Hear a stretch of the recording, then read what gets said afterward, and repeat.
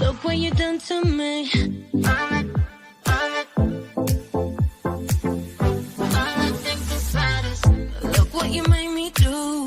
This is something new. Wanna say God bless you, but baby, I'm not sure if this is true. All I think about when the lights gone out, what I can't be without. All I think about is you. Think about is you. All I think about is you. Think about is you. All I think about is you. Think about is you. All I think about is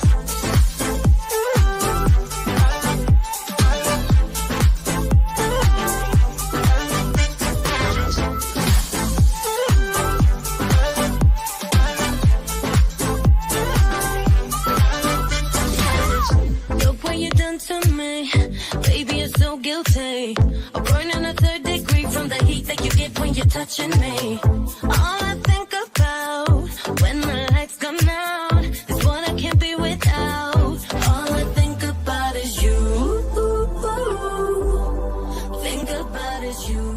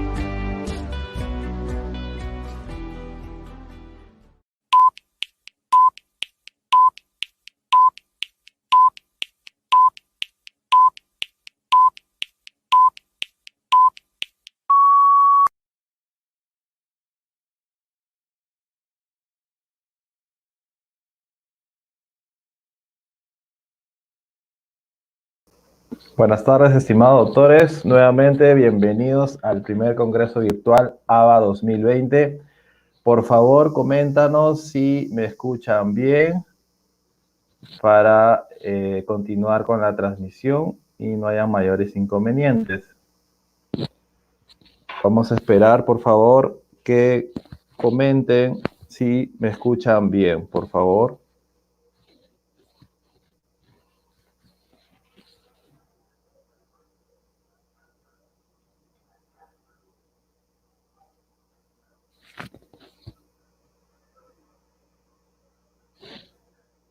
Perfecto.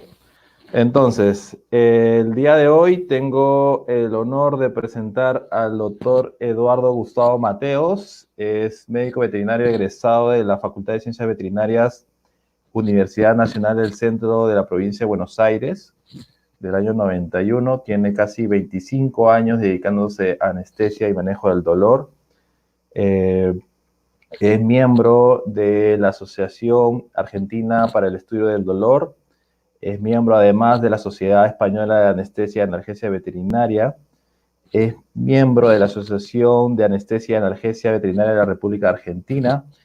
Y es miembro de la Sociedad Iberoamericana de Analgesia Veterinaria, CIAVET. Con ustedes, el doctor Eduardo Mateos. Bienvenido, estimado doctor. Gracias, Francisco, muchas gracias. Han cometido el generoso error de invitarme a comentarles un poco mi experiencia. Vamos a hablar de lo que es el dolor neuropático, si les parece bien. Perfecto, doctor. Cuando me des el ok, ¿Usted me escucha bien? Perfecto, Francisco. Perfecto. Por favor, le pido al público que comenten si escuchan bien al doctor Mateos para poder continuar. Por favor, doctor, sin mayor preámbulo, compártame su pantalla. Muy bien. Ahí está compartida, ¿se ve? Sí, claro, permítame un momento. Entonces, a partir de este momento, doctor, nos quedamos solamente en la presentación, ¿perfecto? Muy bien, ahí está magnificada la presentación. El escenario es totalmente suyo, estimado doctor. Bueno, muchísimas gracias, Francisco. Bueno, como les decía, el doctor Francisco González Zamora y Alexander Sánchez tuvieron el generoso error de invitarme a comentarles un poco lo que yo hago en la profesión, que es anestesia y medicina del dolor. En este caso vamos a hablar de lo que es el dolor neuropático.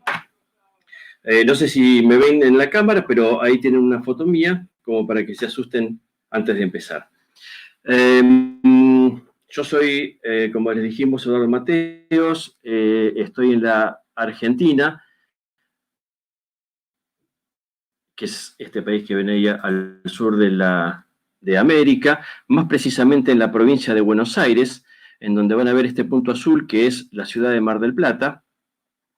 Y más específicamente, vamos a ver estas bellísimas imágenes que tenemos de mi ciudad, una ciudad costera con un puerto muy importante y que en verano se llena de gente porque vienen todos a disfrutar de las magníficas playas y vistas que tenemos. Una muy, pero muy linda ciudad que los invito a que vengan a conocerla. En esta ciudad yo hago anestesia en estos pacientes. Me refiero al paciente que está de negro, arriba de la camilla, no al que está a la izquierda de la camilla. Hago anestesia en perros y gatos hace unos 25 años aproximadamente. Y por las vueltas de la vida también he trabajado en esta isla con un grupo de investigadores de diferentes partes del mundo. Esta isla queda aproximadamente en este lugar, que es el sur de Punta del Este. Es una isla que tiene 700 por 900 metros y ahí hacemos anestesia en lobos marinos. En esta isla habitan solamente 3 personas y unos 500.000 lobos marinos. Para los que no lo recuerden, estos animalitos son mamíferos marinos. Ahí ven una cría que está tomando la teta de su madre, y para que vean que es cierto que estaba tomando, ahí tienen su boca toda satisfecha de la comida que le dio su madre.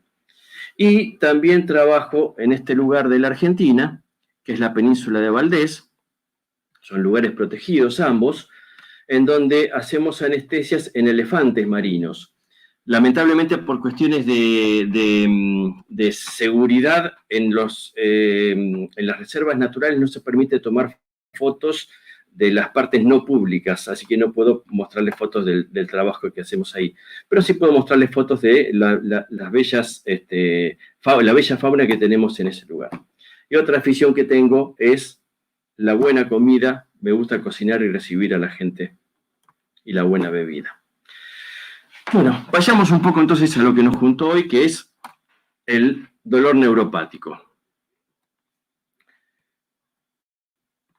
Para hablar de dolor, tenemos que entender que lamentablemente a lo largo de la historia de la humanidad hubo hechos que nos fueron signando en que el dolor era algo que teníamos que padecer de alguna manera, o que era un castigo divino, o que era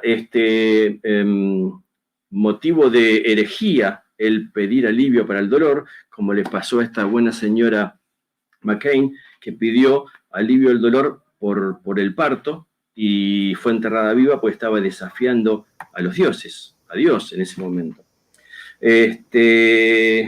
Incluso hay anécdotas bastante interesantes, como la de August Bier, que fue quien diseñó la anestesia espinal. Este buen hombre le pidió a su ayudante que le inyectara en la zona espinal una solución de cocaína, y de esa manera no sintió dolor. Lo pellizcaron, no sintió dolor. Entonces lo invitó a su ayudante a que fuera él, el conejito de Indias, al otro día para presentar este descubrimiento ante la comunidad científica. Entonces el ayudante dijo, bueno, si me van a pellizcar solamente el muslo, voy.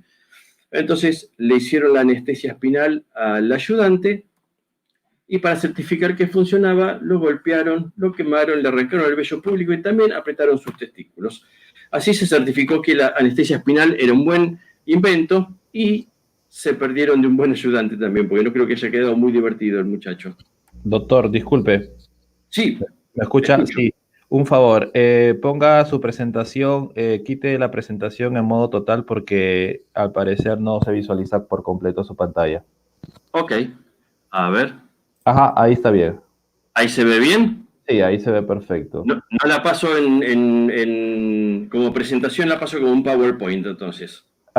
Trate de ponerle en modo presentación, a ver qué es lo que pasa. A ver. Para probar. Ahí está maximizado. Ya, ahí se ve bien. ¿Se ve bien? Sí, ahí se ve perfecto. Ok. Listo. Muchas gracias. Permiso. Perfecto.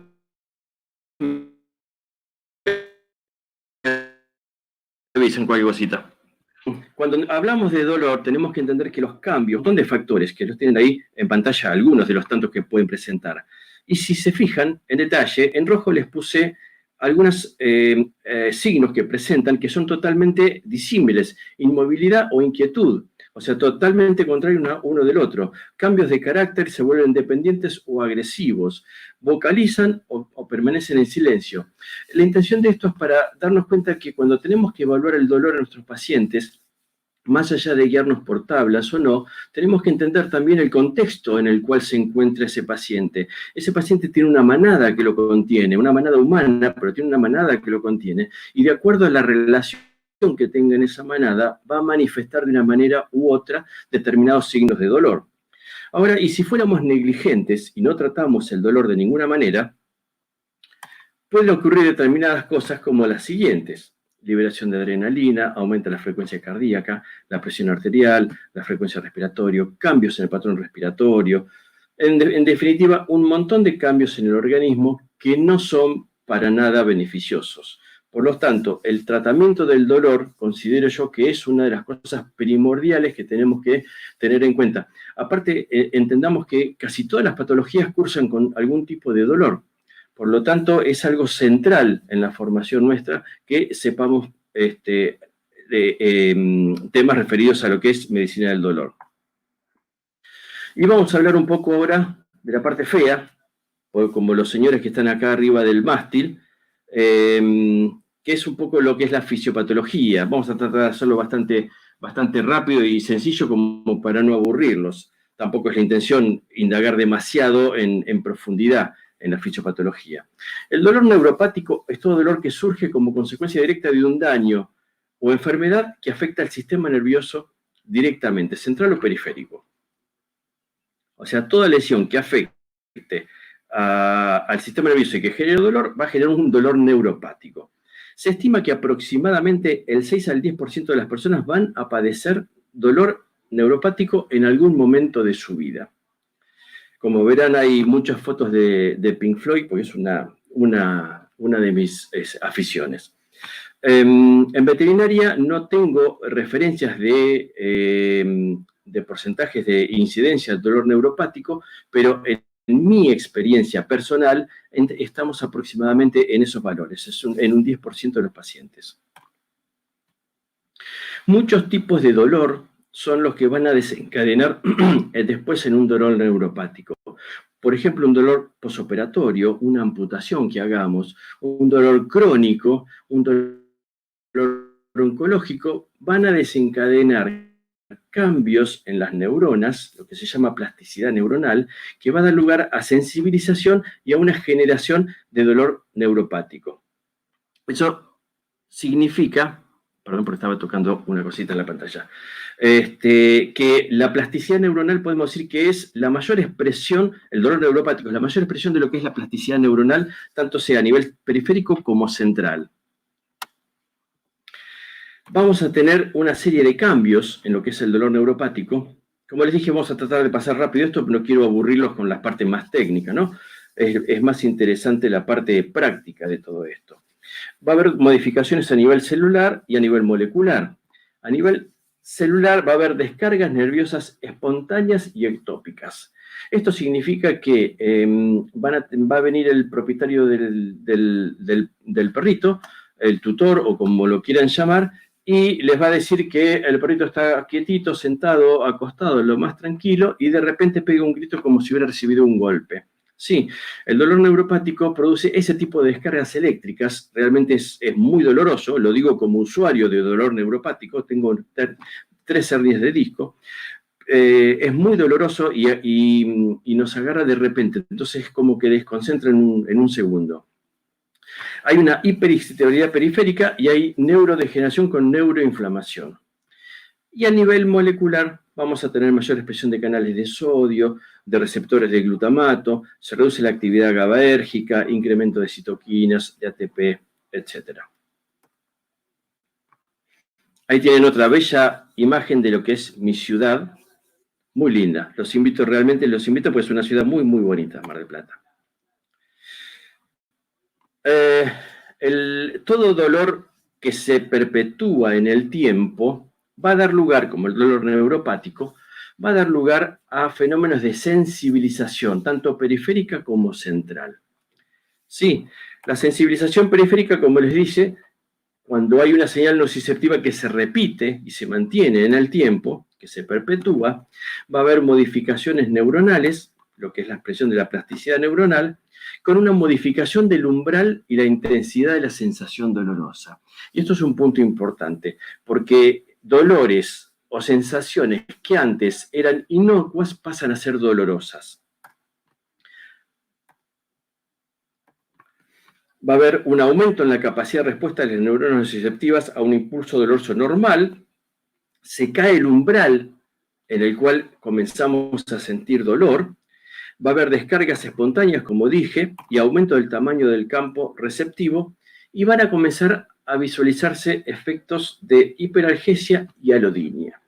Y vamos a ver 3 definiciones que son importantes en lo que es el dolor neuropático, porque forman parte central del dolor neuropático. El fenómeno de wind up en inglés significa algo así como retroalimentación, que es un aumento progresivo de la respuesta a estímulos eléctricos repetitivos.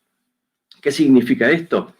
Supongamos que la sensación dolorosa la podemos medir de 1 a 10 y podemos decir que el umbral es 4. Por lo tanto, hasta 4 son sensaciones, ¿sí? Caricias que recibimos, cada vez más fuertes, y a partir de 4 esas caricias pasan a ser más fuertes, más dolorosas, ¿sí? Entonces, si tenemos un impulso que tiene una intensidad 4, se espera una respuesta 4. En el caso del fenómeno wind up, va a tener una respuesta 4 ahora, después va a tener una respuesta 5, después va a tener una respuesta 6. Siempre la respuesta va a aumentar progresivamente cuando al mismo tipo de estímulo, a la misma intensidad de estímulo. El fenómeno de hiperalgesia es una respuesta aumentada al estímulo doloroso.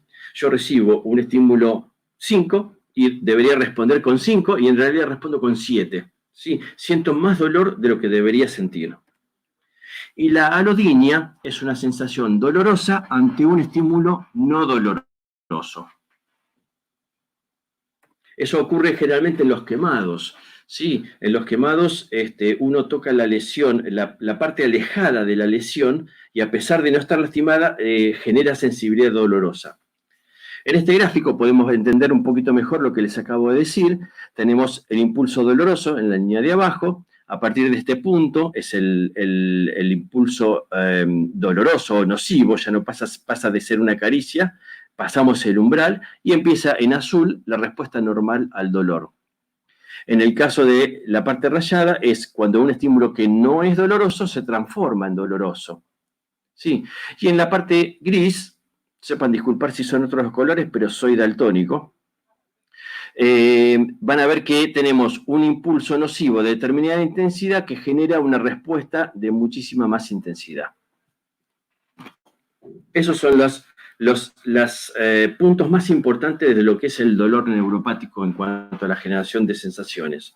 Sí, hay que tener en cuenta que va a haber modificaciones en la fisiología normal de las neuronas, lo que hablábamos de la plasticidad neuronal. Se alteran los canales iónicos, cambia el genoma de las neuronas involucradas, se generan descargas ectópicas, hay pérdida de actividad inhibitorias endógenas. Esto significa que la capacidad que tiene el organismo de generar sus propios opioides endógenos se ve totalmente alterada, disminuida o perdida por completo. Por lo tanto, nuestro mismo organismo no puede luchar contra ese dolor. Se activa, hay una activación anormal del sistema inmunitario y fenómenos de sensibilización periférica y central. Cuando el estímulo, decíamos, se mantiene en el tiempo, supongamos una hernia de disco, va a haber un daño tisular con una secreción de lo que se llama la sopa sensibilizante. Sí, una serie de sustancias que irritan la zona y lo que hacen es traducir el impulso físico, puede ser, en un idioma entendible para el sistema nervioso central, que sería el sistema nervioso, perdón, que sería transformarlo en un idioma químico para poder entenderlo. Ese daño tisular va a generar un aumento de la zona dolorosa con activación de nociceptores dormidos. O sea que además de ser un dolor que está perpetuándose en el tiempo y que constantemente está enviando información al cerebro de que duele, aparte de eso, amplía la zona y recluta nociceptores que estaban dormidos. Por lo tanto, llega más información aún al cerebro. Esto hace que se vaya sensibilizando más nuestro cerebro. Sí. Ese es el concepto de lo que es la sensibilización periférica. Y cuando tenemos esa perpetuación, esa sensibilización periférica con nociceptores que están lesionados en origen, vamos a ver que hay una mayor excitabilidad en las neuronas medulares, aunque las neuronas ascendentes se hipersensibilizan, aumenta la magnitud y la duración de la respuesta, se supera a las fibras A, se supera el umbral, y se activan las neuronas medulares ascendentes. El otro detalle que les mencioné recién con respecto a lo que es la sensibilización central y periférica es que el mecanismo de defensa que tenemos, que es la secreción de nuestros propios opioides, se ve totalmente alterada, por lo tanto no podemos tener un freno de esa información repetitiva. La sensibilización central la podemos evitar de una manera, que es con la analgesia preventiva. Yo tengo el chat acá para preguntarles, pero para poder leerlos, perdón, pero piénsenlo, ¿en qué momento podemos prevenir o saber que va a doler dentro de un rato algo? El único momento que lo podemos prever es en un acto quirúrgico. Esto lo que hace es que tomemos conciencia de que la analgesia intraquirúrgica es fundamental para evitar fenómenos de sensibilización a posteriori. En definitiva, para prevenir el dolor neuropático, para prevenir, la sensibilización, podemos utilizar o bien analgesia preventiva y para tratarla podemos utilizar analgesia multimodal. Esta es otra imagen de mi ciudad, ya es el mar abierto, pero desde la costa está sacada esta foto. Por acá pasan ballenas francas que van rumbo, en esta época justamente, que van rumbo a Puerto Madryn, a parearse. y cada vez están pasando más cerca de la costa, por curiosidad seguramente. Entonces, la gente sale, en este caso, esta señora, haciendo stand-up paddle, a pasear, y ahí tuvo la dicha de poder encontrarse con esta bella aleta de ballena. Fíjense que la aleta es del tamaño de ella aproximadamente, ¿eh? Ahora bien, dolor neuropático es el dolor que se origina en estructuras nerviosas. ¿Sí? ¿Cómo lo diagnosticamos? El diagnóstico es bastante simple, clínico. Lisa y llanamente diagnóstico clínico. Nos llega a la historia clínica un paciente que empezamos a preguntarle a la gente y tuvo, supongamos, un bulldog francés que tiene predisposición, por ejemplo, a las hernias de disco. Entonces nos llega el paciente y nos cuentan que estuvo saltando y que ya el otro día no pudo moverse, que le duele la cintura, van a decir generalmente. Hacemos una anamnesis, una exploración, vemos mayor sensibilidad a nivel lumbar, pedimos unos estudios complementarios, unas radiografías, una resonancia magnética y llegamos al diagnóstico de que ese paciente tiene una hernia de disco. Y si tiene una hernia de disco, lo más probable es que tenga dolor neuropático. ¿Cómo lo vamos a tratar? Por un lado, prevención. Si son pacientes que están predispuestos a determinadas patologías, habría que tener cuidado con esos pacientes. Terapia multimodal. Como decíamos hoy, hay que hacer un abordaje multidisciplinario. No nos tenemos que quedar solamente en los medicamentos. La fisioterapia sirve, la acupuntura sirve. Hay muchas áreas de la medicina que pueden colaborar en tratar ese dolor.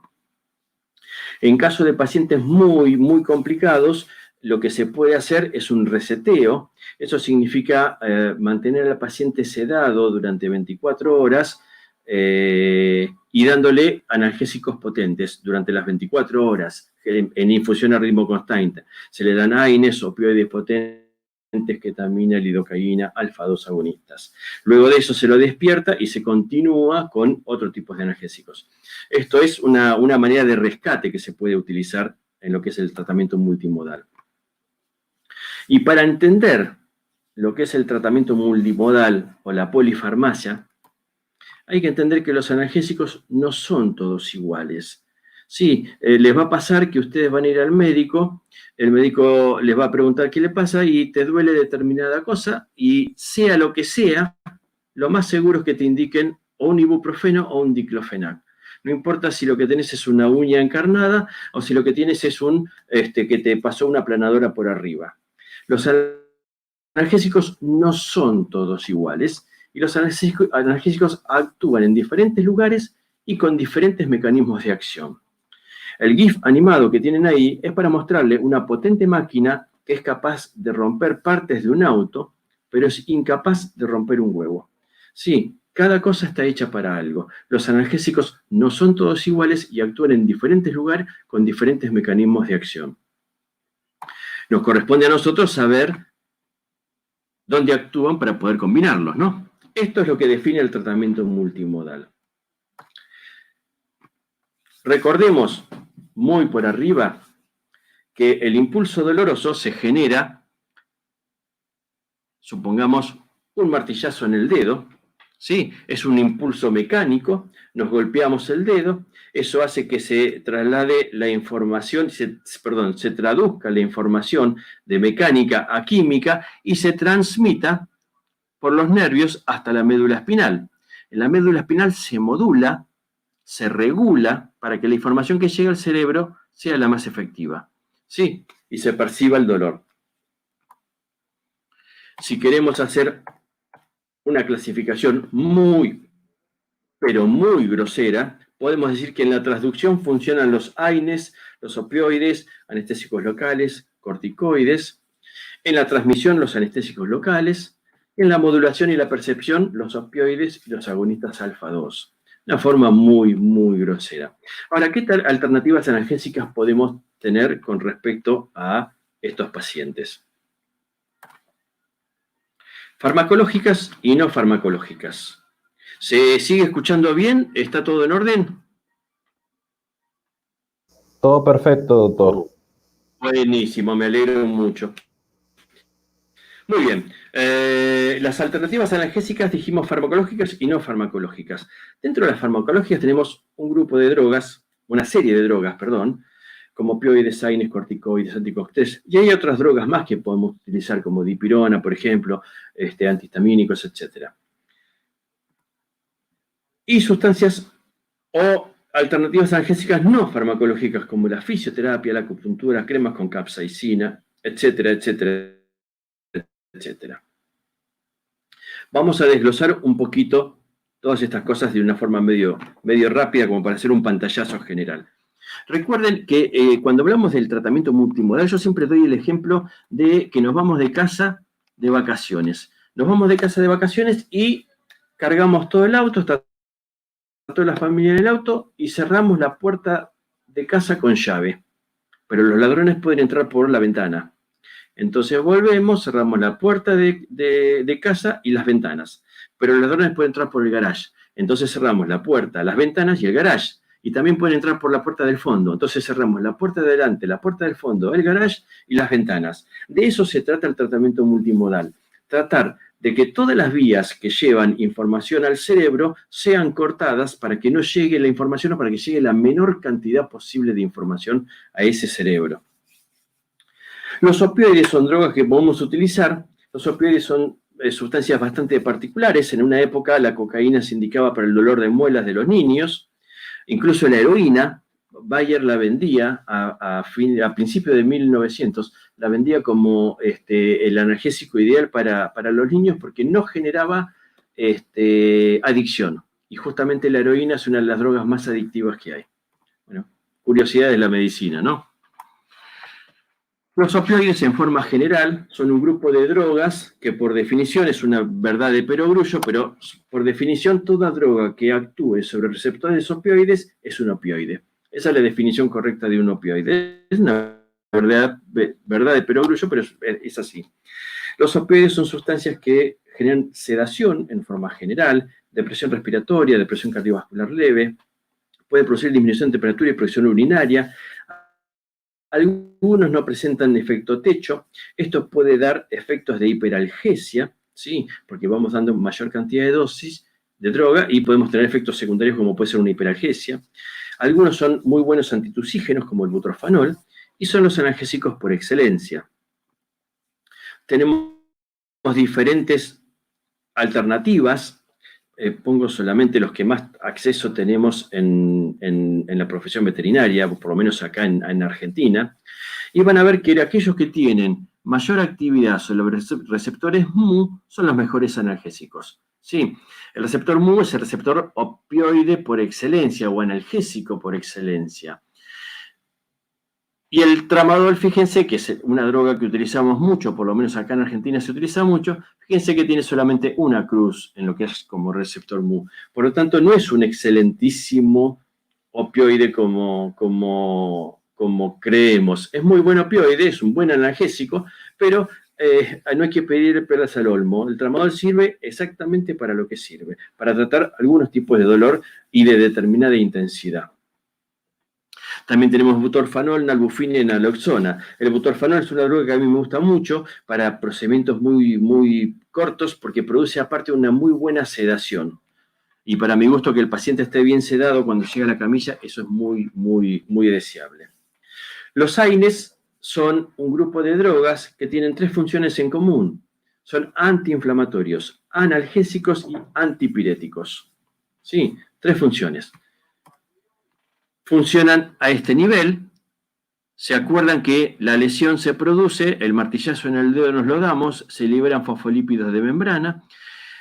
Eso hace que la fosfolipasa se transforme a ácido araquidónico y ahí funcionan los AINES en lo que es la ciclooxigenasa. Sí. Tenemos que tener en cuenta que ciclooxigenasa tenemos varias en el organismo.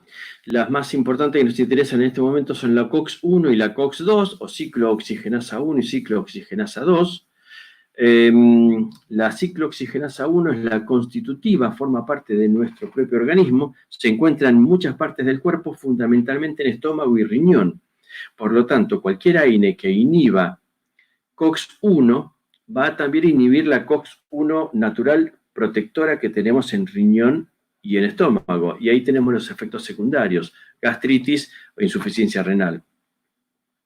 Por lo tanto, vamos a buscar aquellos AINES que inhiban a la COX-2, que sean selectivos para la COX-2, que es la que se genera en el foco doloroso.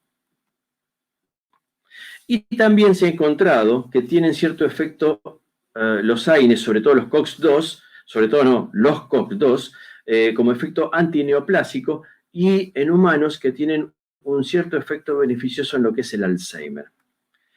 ¿Qué drogas tenemos en veterinaria? Todas las que ven ahí en pantalla, las tienen ahí con sus dosis. Les puse en rojo las que más frecuentemente tenemos acá en la Argentina, las que más acceso tenemos. Hay otras, pero son las más importantes, las que más hay. Y abajo de todo les puse el ibuprofeno y lo puse con signo de pregunta. ¿Por qué? Porque el ibuprofeno tiene dosis en veterinaria, en los perros. 5 y 10 miligramos kilo cada 24 o 48 horas. En mi experiencia personal, he recibido muchos pacientes que le dieron ibuprofeno, tanto a dosis normales como a dosis muy altas, y en la mayoría tuve gastroenteritis hemorrágica en esos pacientes. Me llegaron por la gastroenteritis en realidad. Yo, en lo personal, habiendo todas estas alternativas en el mercado veterinario, no recurro al ibuprofeno para nada. Dentro de los corticoides, todos los conocemos muy bien a los corticoides. Hay un colega que dice que nadie se salva en el consultorio de recibir un dexazo por la dexametasona. No sé si será así en el resto de América, pero bueno, acá en Argentina es muy frecuente. Aumentan el apetito, disminuye el dolor óseo, funcionan un paso antes de los AINES a nivel de la fosfolipasa, ¿sí?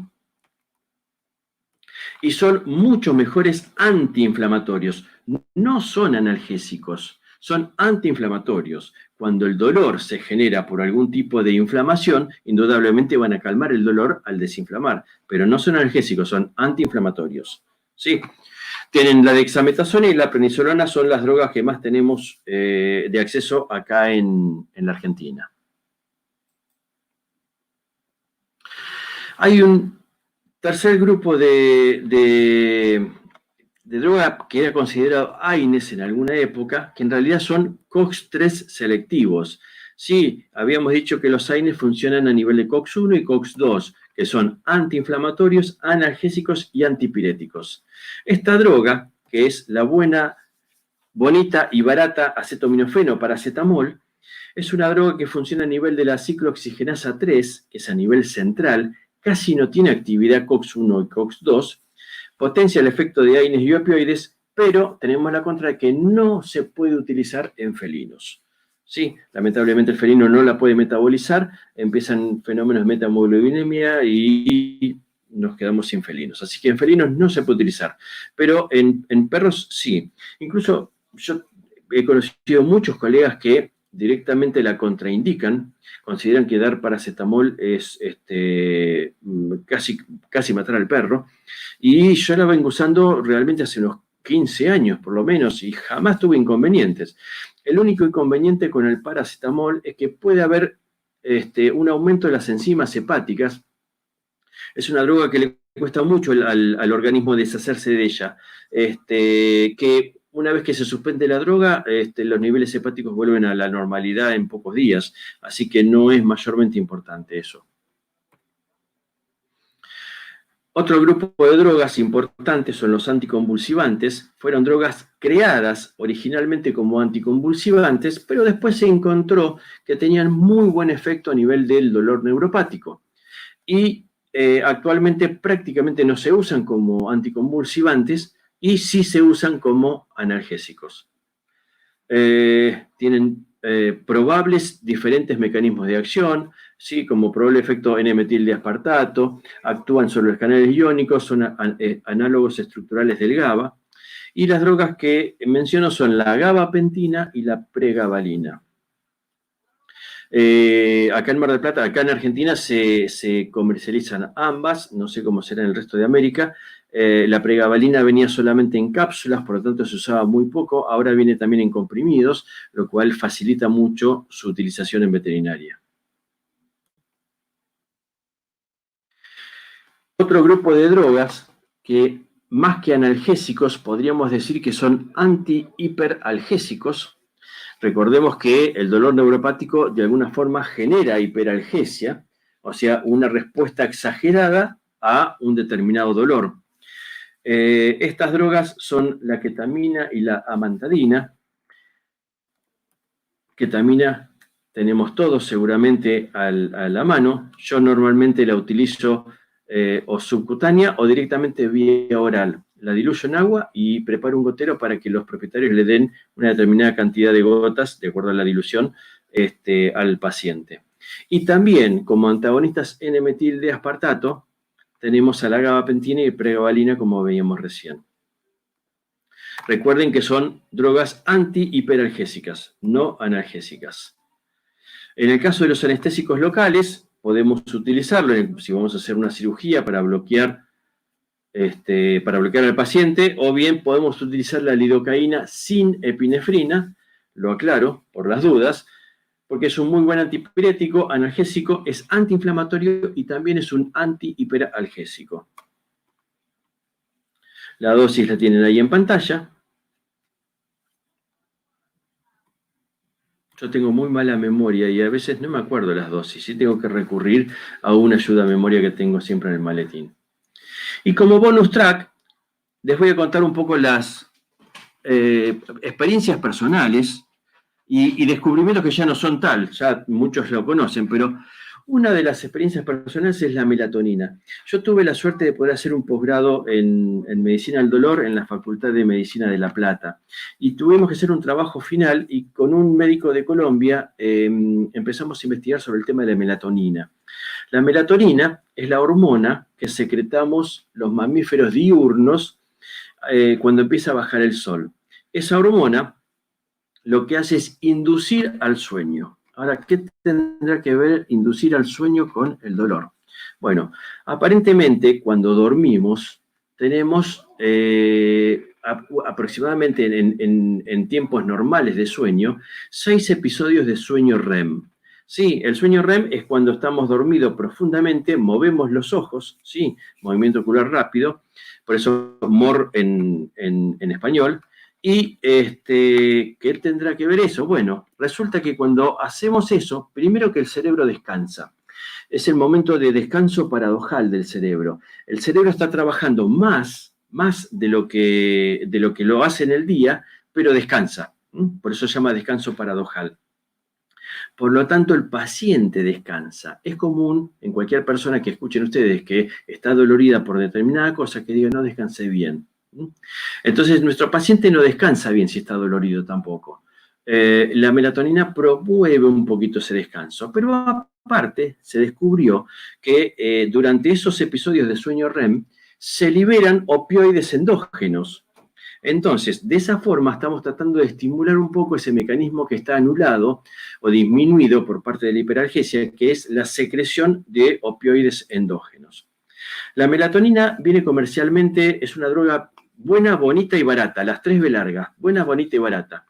Viene de 3 miligramos. Yo utilizo habitualmente 1/4 de comprimido total por paciente. Y lo doy aproximadamente cuando la gente se va a ir a dormir 1 hora antes. Cosa de que el paciente también se vaya a dormir y descanse. Otra droga que tenemos en nuestro maletín y que muchos no saben que es un excelente analgésico es el maropitant, o Cerenia, el nombre comercial. El maropitant es un antivomitivo que actúa a nivel central sobre la sustancia P, inhibiendo la sustancia P. Y da la casualidad que la sustancia P es una de las sustancias que actúan a nivel de la transmisión del impulso doloroso y que está secretada en exceso durante el dolor neuropático o un dolor que se perpetúa en el tiempo. Entonces, el maropitant, como buen antivomitivo, es un excelente analgésico. Ténganlo presente. De hecho, mis pacientes, la gran mayoría, en la medicación preanestésica, yo les doy una dosis de maropitant. Y otra droga que no tenemos muy en uso los veterinarios de pequeños animales es el DMSO o dimetilsulfóxido, que es una droga que se usa mucho en equinos. Es una droga autoesterilizable, es un líquido oleoso autoesterilizable, o sea, no puede vivir ningún tipo de bacteria en él, y yo lo utilizo exclusivamente en forma tópica. ¿Sí? En los casos de pacientes que tienen hernias de disco, por ejemplo, con un pincelito que le pasen en la zona al paciente. Y ayuda muchísimo como desinflamación, como antiinflamatorio. Incluso se puede mezclar con dexametasona, por ejemplo, y el DMSO tiene la facilidad de absorberse muy rápido en el organismo. De hecho, si ustedes tocan el dimetilsulfóxido con la mano, en aproximadamente unos 5 a 10 segundos sienten gusto metálico en la boca. Eso quiere decir que se absorbió y se distribuyó por todo el organismo ya. Es de muy, muy rápida distribución. Les recomiendo, la melatonina a mí me dio muy buenos resultados y el maropitán ni hablar. Habíamos dicho que teníamos alternativas analgésicas farmacológicas y no farmacológicas. Hablamos recién de las farmacológicas. Les menciono por arriba las no farmacológicas. Fisioterapia. La fisioterapia hace maravillas la fisioterapia. Lo mismo que la acupuntura, la digitopuntura, la osteopatía. Yo en lo personal desconozco el mecanismo de acción de alguna de estas, la osteopatía, por ejemplo, pero reconozco también que funciona. Y en lo personal, si funciona, me sirve a mí y le sirve a mi paciente. No hay más discusión. Las cremas con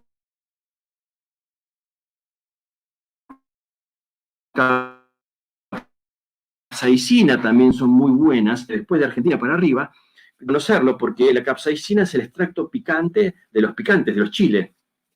Entonces, se fabrican cremas con la capsaicina, que es un muy buen anestésico local y es muy buen antiinflamatorio.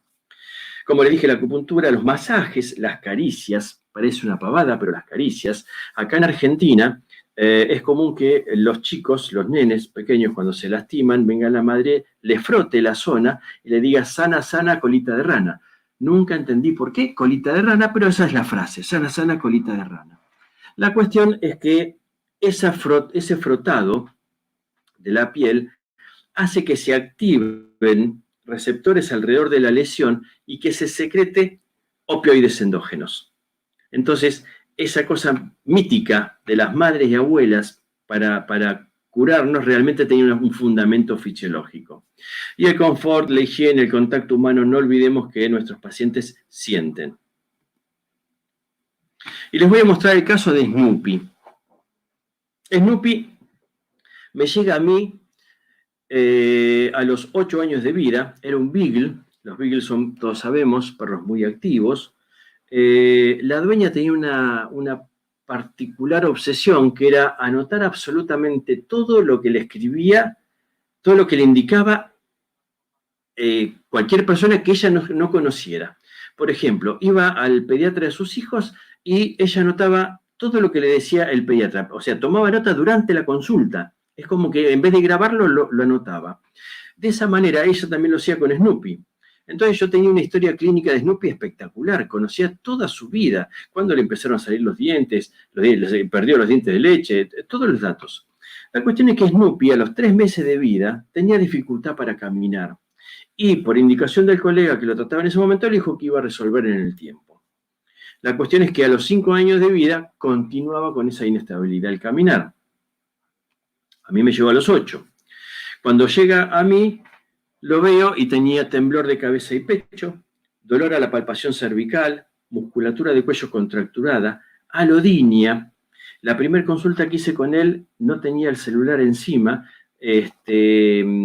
Quise inyectarle una dosis de ketamina y de maropitán. Lamentablemente, cuando voy a rozar, con tan mal tino que lo hice cerca del cuello, cuando voy a rozar los pelos de la zona, Snoopy se quedó, yo creo que no menos de 10 minutos gritando. Si no hubiera estado la dueña conmigo, creo que me hubiera echado porque parecía que lo estaba asesinando al pobre Snoopy. Tenía una alodinia, una sensación dolorosa ante un estímulo no doloroso, muy marcado. Y el pobre Snoopy se apoyaba en las paredes y trataba de no caminar. Todos sabemos lo vigorosos que son los Beagles. El diagnóstico posible era una discopatía cervical que después lo confirmamos por rayos X, ¿sí? A nivel de C2, C3. Le pedí una resonancia, pero la dueña no quiso sacarlo, realmente se ponía muy nervioso Snoopy en el auto, entonces no quiso sacarlo. Este era Snoopy. Fíjense en la parte del pecho, cómo tiembla, ¿no? Que incluso se traduce un poco a las orejas.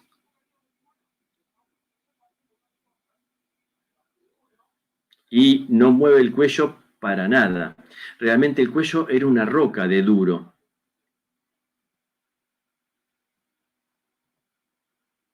Fíjense otra imagen de Snoopy. Casi no caminaba y se quedaba pegadito a las paredes porque se sentía más protegido. Y fíjense nuevamente el temblor en el cuello, en la parte ventral del cuello.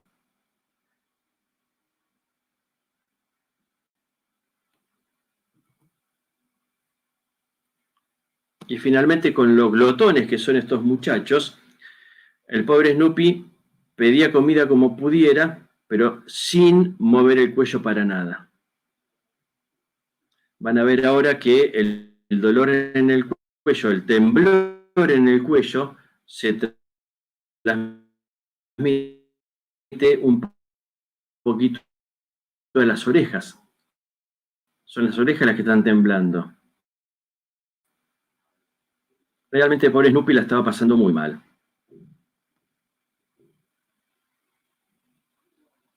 Ahí se ven los temblores.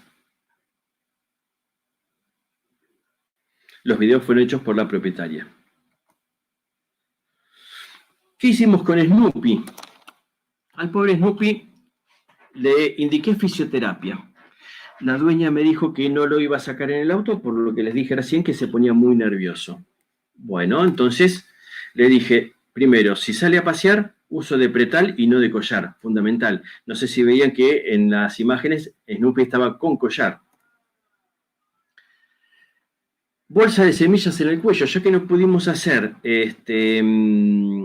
fisioterapia, las bolsas de semillas, el calor seco, ayuda mucho a descontracturar esos músculos. También le dimos diazepam para tratar de ayudar en la relajación de esos músculos y le indicamos tramadol a una dosis pequeña, paracetamol y gabapentina. Habitualmente cuando utilizamos gabapentinoides, se tardan unos 5 días en acumular la droga y llegar a un efecto adecuado. La cuestión es que a las 48 horas me llama la dueña y me dice, Snoopy está excelente, está mucho mejor, contentísima de la vida. Bueno, me puse contento que fuera tan rápido y esperé órdenes de ella. Me llama a los pocos días con que había habido un retroceso, Snoopy estaba mal, peor que cuando yo lo vi, no lo volví a ver después. Entonces ella evaluó la eutanasia. Hablo con la propietaria, le explico que a mí la derivación se me había hecho para tratar el dolor, no por el tema de la eutanasia, así que eso lo tratara con su veterinario. Y pierdo contacto ya con ella. Después me entero, 2 meses después, que ella decidió no sacrificarlo y que siguió con la medicación como yo le indicaba.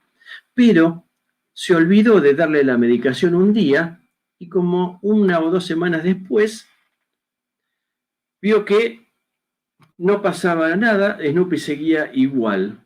Entonces me llama contenta para decirme que ya sin medicación Snoopy estaba muy bien. Y así estaba Snoopy cuando yo lo fui a ver ese día. Ya caminaba, doblaba el cuello, mueve la cola, el cuellito lo mantenía un poco rígido, pero ya estaba mucho más calmado.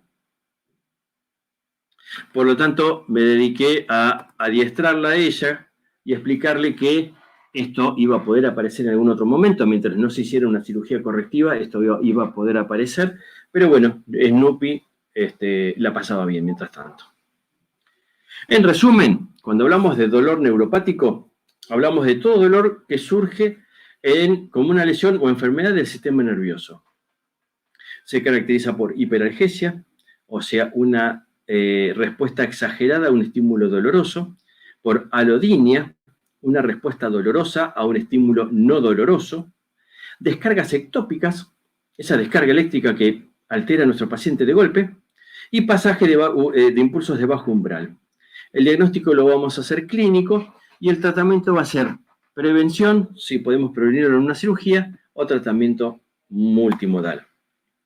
Y siempre me gusta dejar una frase motivadora, y yo que soy gordito, me gusta cocinar, me gusta tomar, me gusta recibir gente y disfruto del sedentarismo que está muy mal catalogado.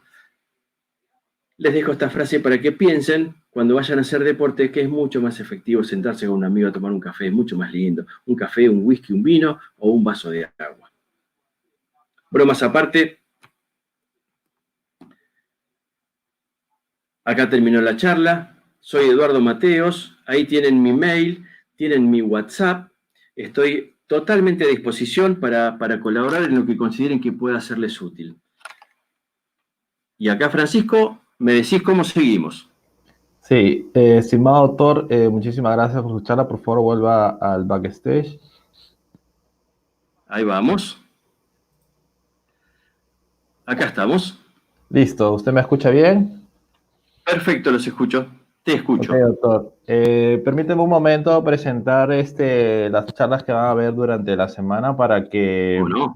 mantengamos la audiencia y luego continuamos con las preguntas, ¿sí? Con su permiso, por favor. El día de hoy, a las 7 de la noche, tenemos al doctor Mario Marzuk con el tema farmacología del dolor, nuevos avances en analgesia. El día de mañana, a las 3 de la tarde, el doctor Carlos Cifuentes, hablando de un abordaje integrativo en los pacientes neurológicos.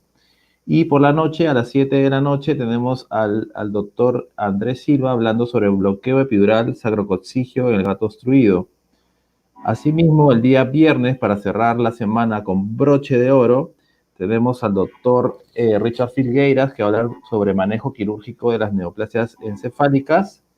Y como último expositor tendremos por primera vez en Latinoamérica al doctor Luis Campoy, que va a hablar sobre bloqueo anestésico del plexo braquial en el perro, cuándo y cómo bloquearlo a 2 niveles diferentes, ¿sí? Entonces, por favor, no se desconecten en las redes sociales del ABA.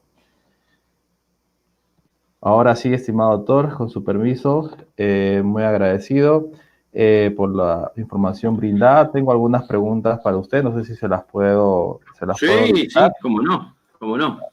Así es. Doctor, ¿qué opina acerca del uso de opioides en los pacientes con cáncer? Sí, se pueden utilizar sin ningún inconveniente. Ajá. No sé hacia dónde va dirigida la pregunta, pero los opioides en los pacientes con cáncer están indicados. Ok. Hay una pregunta acerca, no sé si tiene alguna experiencia sobre el uso de memantina, que es un antagonista de NMDA también, si en el caso no tuviéramos... Amantadina, sospecho que habrá querido decir. Bueno, acá escribieron memantina, me imagino que es otra alternativa. Exacto, sí, probablemente sea la mantadina, no conozco memantina, pero de todas maneras, acá en Argentina yo no consigo, entonces mi experiencia con inhibidores N-metil de aspartato es básicamente con ketamina, que es una droga que tenemos acceso fácilmente o más cómodamente los veterinarios, ¿no? Ok. También comentaban cómo tratamos a los pacientes agudos que tienen dolor neuropático. Lo que pasa es que es difícil que tengan dolor neuropático agudo, pueden tenerlo, claro. Pero el tratamiento es exactamente igual. ¿Sí? Si podemos adelantarnos, mejor. Y si no, es tratamiento multimodal sí o sí. Sí, vamos a utilizar, como decíamos recién, antiinflamatorios. Fíjese que con Snoopy, el ejemplo que yo puse, utilizamos opioides a bajas dosis, porque los opioides en esto no tienen una acción tan importante. Actúan como analgésicos, pero no de forma tan importante. Pero sí, antiinflamatorios, AINES, sí podemos utilizar corticoides, sí podemos utilizar paracetamol, en el caso agudo que me está contando preguntando este colega. Así que básicamente es más o menos lo que estuvimos hablando hasta el momento, durante la charla. Ok, doctor. Doctor, ¿usted cree que nos puede aclarar un poco acerca, porque usted sabe que la ketamina ha pasado por varias transiciones, en la cual anteriormente se utilizaba como un único anestésico. Hoy en día, luego pasó como analgésico y ahora está estudiado que es como un antihiperalgésico. Entonces, ¿usted cree que nos puede aclarar un poco acerca de, no sé si mencionó algo sobre su uso oral también, o no sé si Sí, nos puede aclarar un poco el tema? sí. Fíjense que con lo que es la farmacología estamos en cambios constantes. A principios del siglo pasado, la cocaína era una droga muy usada, la heroína era una droga muy usada, de venta libre, sí. Después pasó a ser una droga ¿cómo se llama? De diversión, entre comillas, de diversión. Con la marihuana pasó lo mismo. La marihuana era una droga, no había que tocar la marihuana, y hoy en día es un excelente analgésico.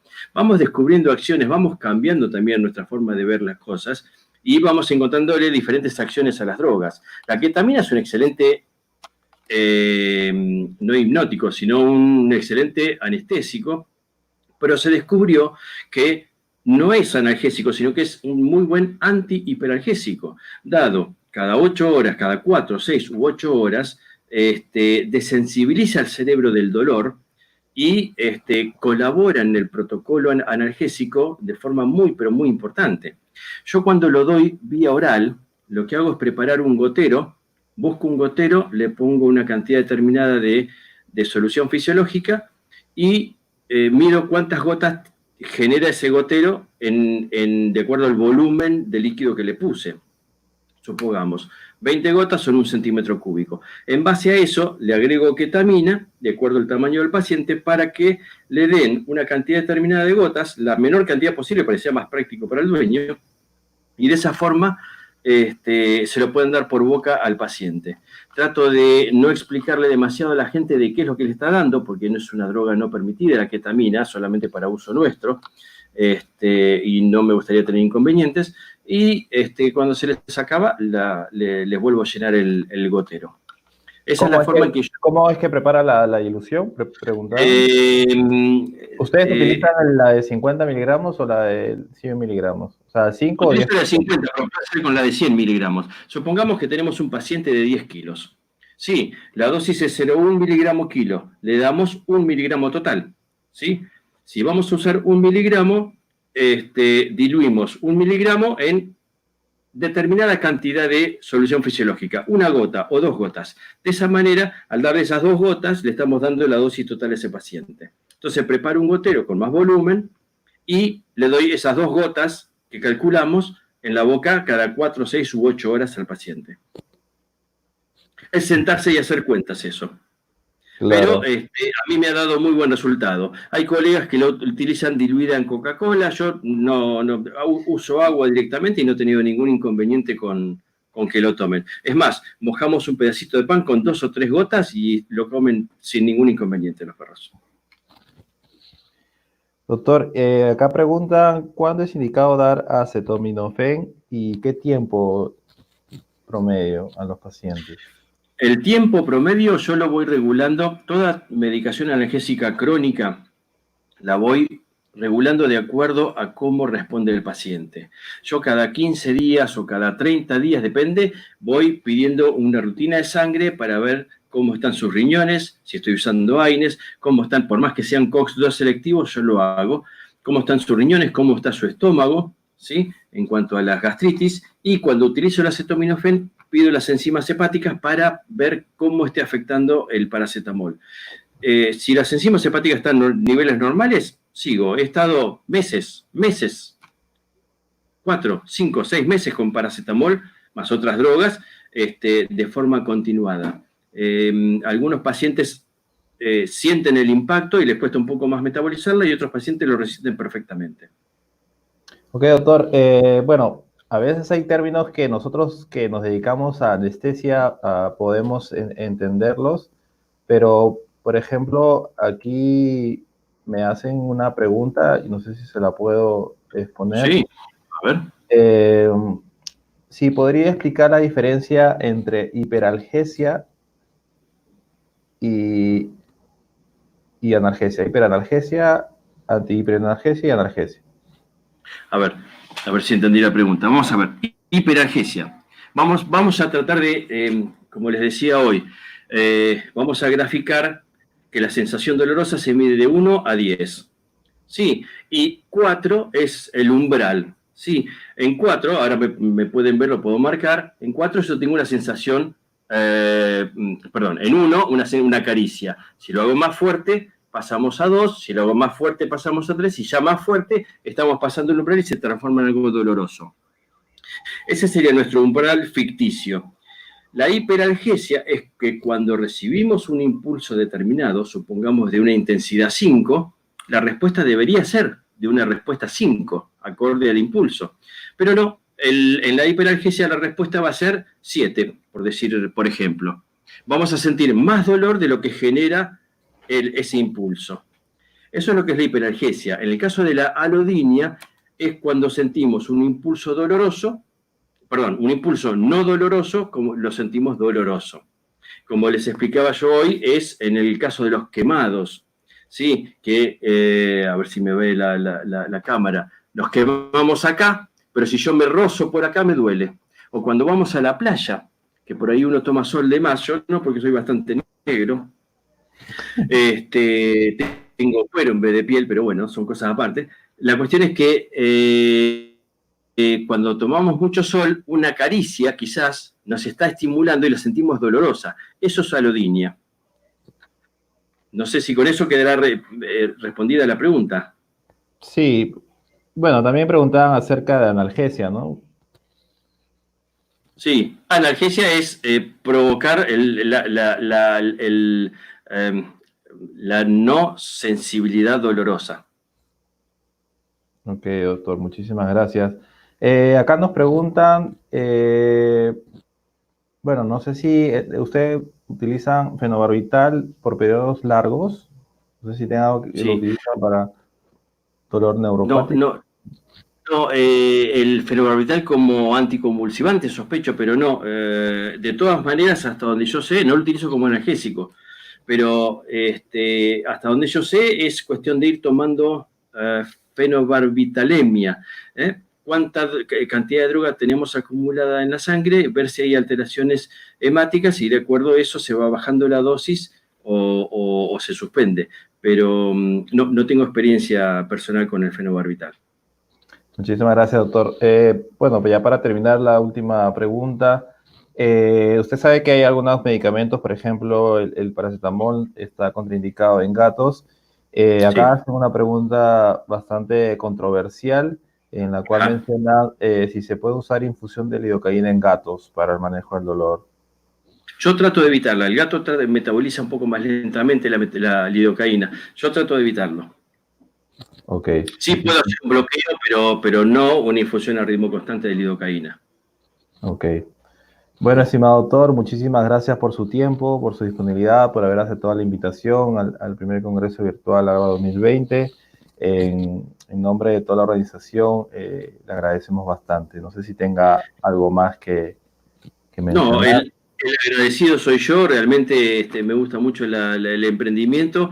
Les agradezco haber tenido cometido el gentil error de invitarme, pero bueno, acá estamos y satisfecho a los colegas con las cosas que estuve comentando.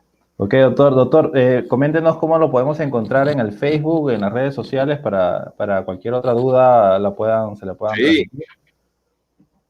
sí, lo van a tener en el PowerPoint al final de todo, pero me van a encontrar como Eduardo Mateos, me van a encontrar con mi WhatsApp que es 223-680-6200 y bueno, Y su correo es me parece que con eso anestesista es suficiente, veterinario me van a encontrar.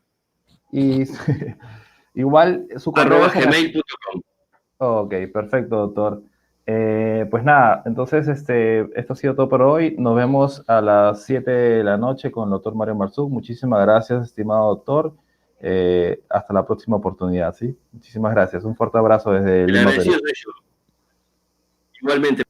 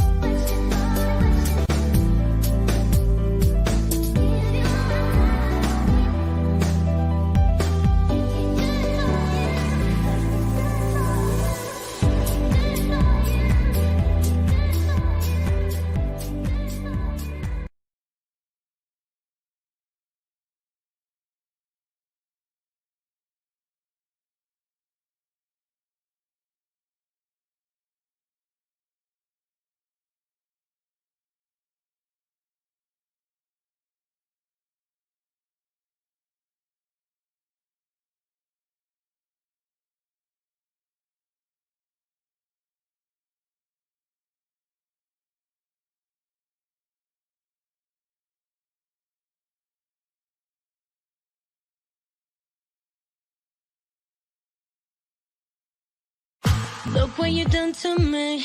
All I think about is, look what you made me do. This is something new. Wanna say God bless you, but baby, I'm not sure if this is true. All I think about when the lights gone out, what I can't be without. All I think about is you. Think about is you. All I think about is you. Think about is you. All I think about is you. Think about is you. All I think about is